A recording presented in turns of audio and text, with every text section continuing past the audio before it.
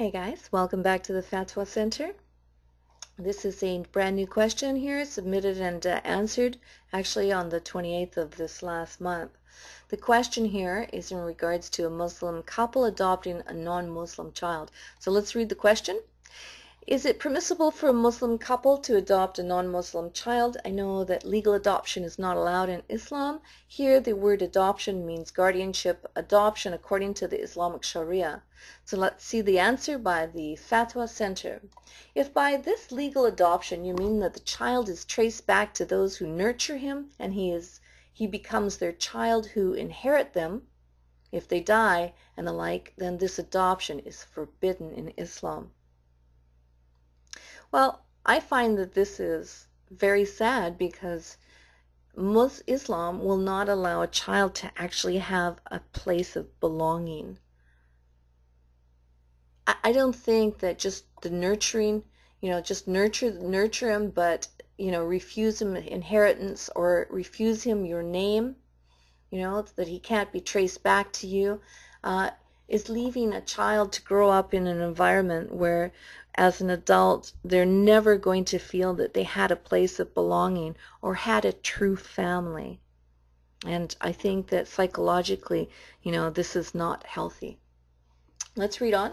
It says, however, if you mean by guardianship and adoption according to the Sharia, this is just nurturing the child and being kind to him without adopting him as one's own child, then this is desirable. This is desirable. And this is among the good morals. Look at this. It's a good moral. When there is a need for him, and in this case there is no difference if the child is from a Muslim parents or a non-Muslim parents.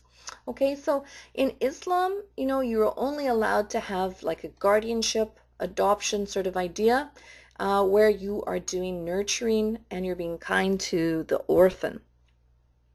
So let's look back and see historically what Allah says about the orphans and adoption and how the Muslims were dealing with it, and Allah's chastisement in regards to what they were actually doing to these orphans.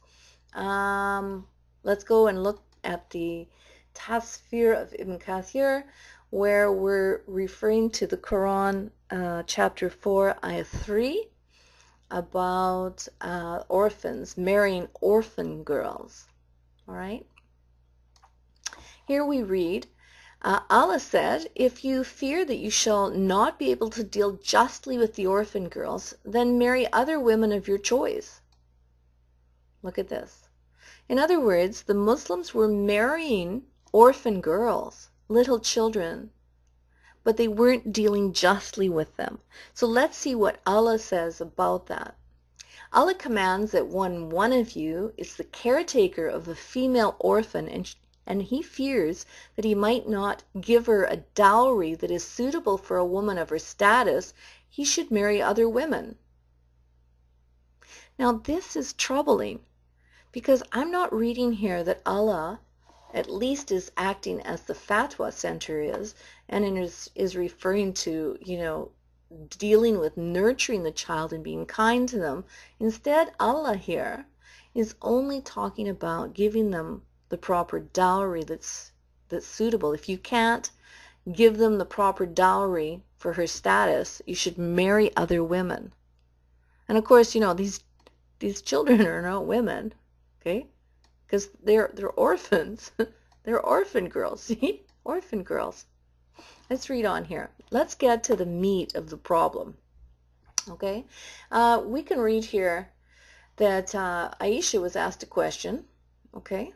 A man was taking care of a female orphan and he married her, although he did not desire to marry her.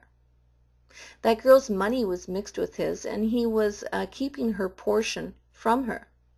Otherwise, this ayah was revealed about his case.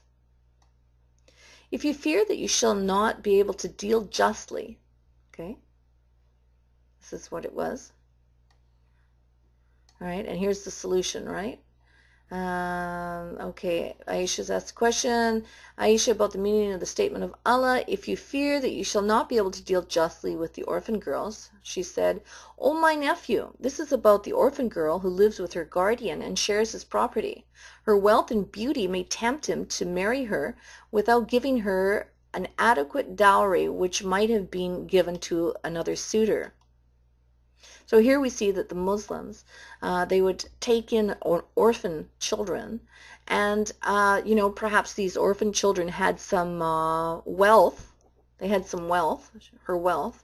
She came with wealth when she came as an orphan, and she had beauty. Okay, and that tempted him to marry her.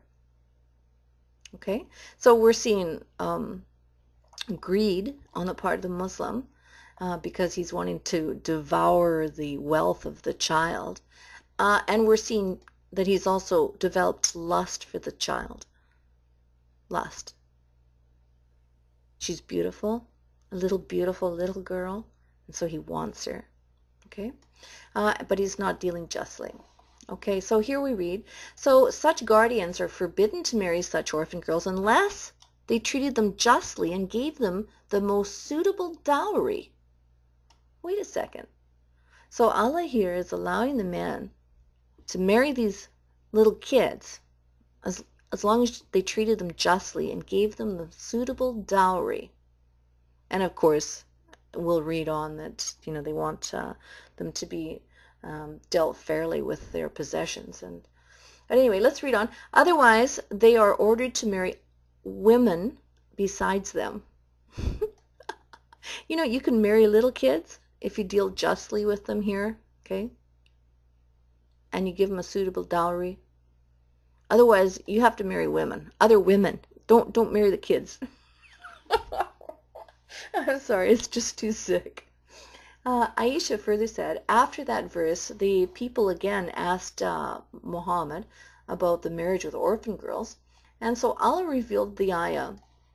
They ask your instruction concerning the women. Huh?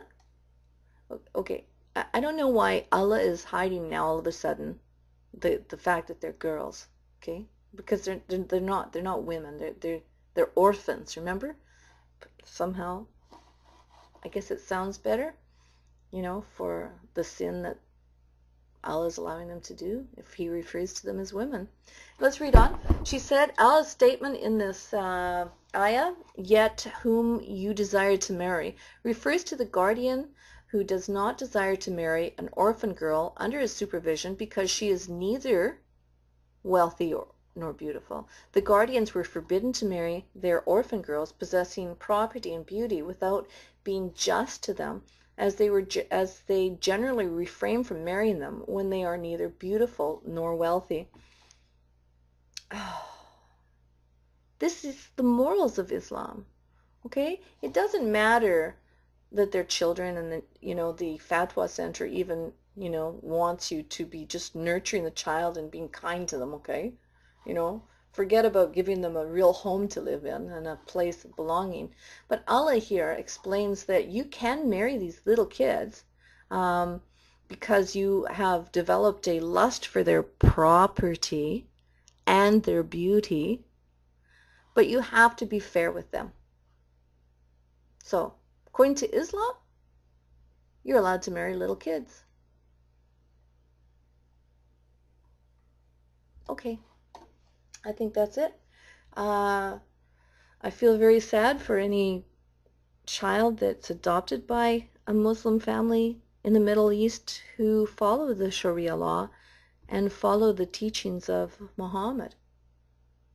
Their very physical selves are in jeopardy of being forced into a marriage by their caretaker. Wow. Scary. All right, see you next time, guys. God bless you all. Islam is false.